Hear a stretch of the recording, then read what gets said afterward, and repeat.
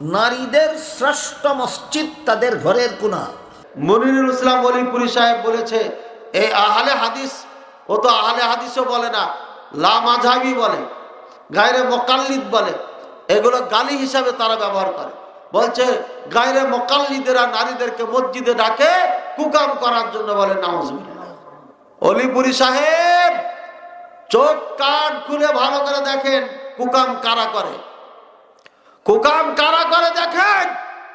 নারীদের জন্য ঘর উত্তম, নারীদের জন্য কি উত্তম? বাড়ি উত্তম। তবে নারীরা যদি আসতে চায় 5 টাইম আসার অনুমতি আছে, যদি ফিতনার আশঙ্কা না থাকে।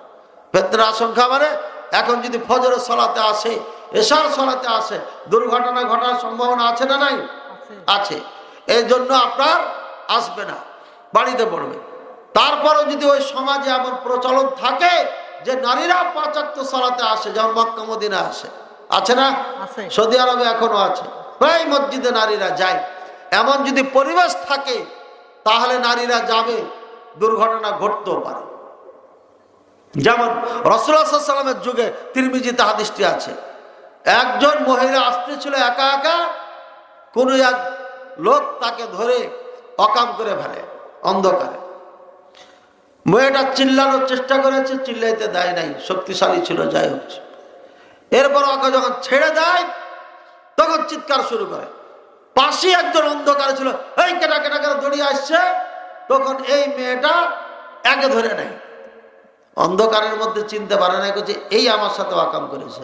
আর যে পালানোর সাথে পালিয়ে গেছে, যে কাজ করেছে ও তো পালিয়ে গেছে। অন্যান্য সাহাবারা এসে একে গেলে ধরে নেয়, ধরে রাসূলুল্লাহ সাল্লাল্লাহু আলাইহি ওয়াসাল্লামের দরবারে নিয়ে যায়। নিয়ে যাওয়ার পরে ফয়সালা হলো একে পাথর মেরে মেরে ফেলে দাও। ভাইরা আমার, পাথর মেরে মেরে ফেলে দাও, পাথর মেরে মেরে ফেলে দাও।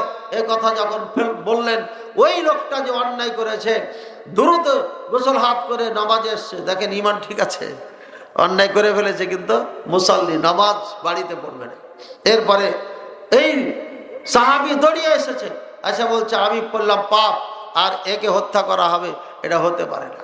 তখন ও দাঁড়িয়ে বলল, হে আল্লাহ রাসূল সাল্লাল্লাহু আলাইহি ওয়াসাল্লাম, এ অন্যায়টা আমি করেছি। ও আমাকে ধরার জন্য দৌড়িয়ে এসেছিল, কিন্তু মেয়ে আর সাহাবীরা সন্দেহ করে ওকে ধরে ফেলেছে। তারপরে বিচার তার হলো। ভাইরা আমার, এই হচ্ছে ফিতনা, এটাই তো সব থেকে চূড়ান্ত ফিতনা, তাই কিনা? রাসূলুল্লাহ সাল্লাল্লাহু আলাইহি ওয়াসাল্লামের যুগে হয়েছে না হয় নাই ফিতনা? রাসূলুল্লাহ সাল্লাল্লাহু আলাইহি ওয়াসাল্লাম কি বলেছিলেন না আজ থেকে কোনো নারী মসজিদে আসা যাবে না? বলেছেন না? বলেন নাই। বরঞ্চ রাসূলুল্লাহ সাল্লাল্লাহু আলাইহি ওয়াসাল্লাম বলেছেন লা তামনাউ আমাকুম ফি মাসাজিদিল্লাহ, আল্লাহর মসজিদে তোমাদের নারীদেরকে আসতে নিষেধ করিও না। কেউ যদি আসতে চায় সে আসবে, ছেলে আছে, স্বামী আছে, ভাই আছে, তাদের সাথে মসজিদে আসলে ফিতনা কোথায়, সমস্যা কোথায়? এজন্য নারীরাও যদি মসজিদে আসতে চায় আসতে পারবে, তবে তাদের জন্য নামাজ সালাত পড়া উত্তম হচ্ছে বাড়িতে, বুঝেছেন তো?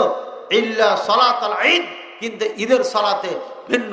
ঈদের সালাত ঈদের মাঠে যেতে হবে, এমনকি ঋতুবতী মহিলাও হলো মাঠে যেতে হবে, ভিতরে ঢুকবে না। তারা এক পার্শ্বে কোনো জায়গাতে অপেক্ষা করবে এবং ইমাম সাহেবের খুতবা শুনবে। বুঝেছি না বুঝি নাই? এ হলো হাদিস। আমাদের দেশের হুজুররা নাম ধরে বলতে আজকে বাধ্য হচ্ছে, সবাই তো বলে, তার মধ্যে মুনাজের জামান যাকে বলা হয়, একে আমি কোনোদিন মুনাজারা করতে দেখি নাই। তার নাম ধরে আমি চ্যালেঞ্জ করেছি মুনাজারা করার জন্য, আজ পর্যন্ত সে সম্মতি দেন নাই। আর তার সাথে আর মুনাজারা করার দরকারই নাই, তার ছেলেই মুনাজারা করছে তার সাথে। অলিপুরি সাহেব, মনিরুল ইসলাম অলিপুরি সাহেব বলেছে এই আহলে হাদিস, ও তো আহলে হাদিসও বলে না, লা মাযহাবি বলে, গায়রে মুকাল্লিদ বলে, এগুলো গালি হিসাবে তারা ব্যবহার করে। বলছে গায়রে মুকাল্লিদেরা নারীদেরকে মসজিদে ডাকে কুকাম করার জন্য, বলে নাউজুবিল্লাহ। অলিপুরি সাহেব চোখ কান খুলে ভালো করে দেখেন কুকাম কারা করে, কুকাম কারা করে দেখেন। আপনার মাদ্রাসার প্রিন্সিপাল গাজীপুরে 2 ঘন্টার জন্য বিয়ে করে মসজিদি কাম সেরেছে, চোখ খুলে দেখেন, কান খুলে শুনেন।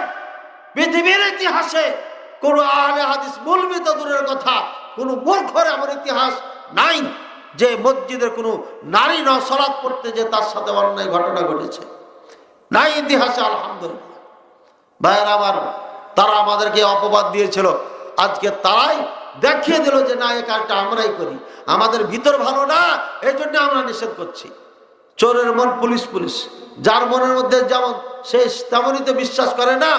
ছোটকালে একটা ওয়াজ শুনেছিলাম, বলে দুইজন পুকুরে গেছে, একজন উজু করতেছে না একজন গোসল করতেছে, আর আরেকজন কইতেছে আরে এই শালা কোন চোর রে, মানে ওদের ভাষায় বলছে, মনে কিছু নেই, এই শালা চোর আবার গোসল করে কেন?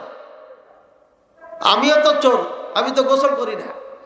এই কোন চোর যে চুরি করে গোসল করে মনে হয় পাক পবিত্র হয়ে বাড়ি যাবে, কিন্তু আসলে লোকটা উঠেছে গোসল করে পবিত্র হবে, হয়ে তাহাজ্জুদের সালাত পড়বে।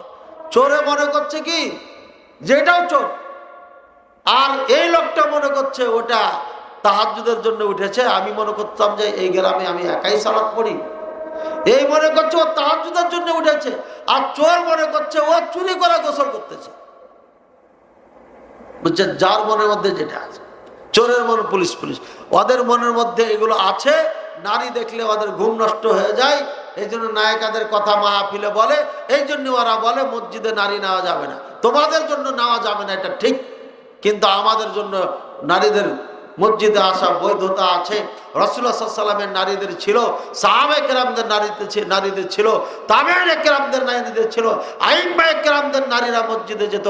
আমাদেরও নারীরা মসজিদে যাওয়ার অনুমতি আছে। আমার আপনার কারোর অধিকার নাই তাদের নিষেধ করা। আল্লাহ রাসূল সাল্লাল্লাহু আলাইহি ওয়াসাল্লাম বলেছেন, লা তামনাউ আমা আল্লাহি ফি মাসাজিদিল্লাহ, আল্লাহর মসজিদে নারীদেরকে নিষেধ করো না, নিষেধ করে দিয়েছেন রাসূলুল্লাহ সাল্লাল্লাহু আলাইহি ওয়াসাল্লাম। বুঝেছি না বুঝি নাই? স্পষ্ট সহিহ বুখারীর হাদিস, মুসলিম হাদিস, অন্য অন্য হাদিসের কিতাবে এই বিশুদ্ধ হাদিসগুলো আছে। আল্লাহ তাআলা আমাদের বুঝার তৌফিক দান করুন।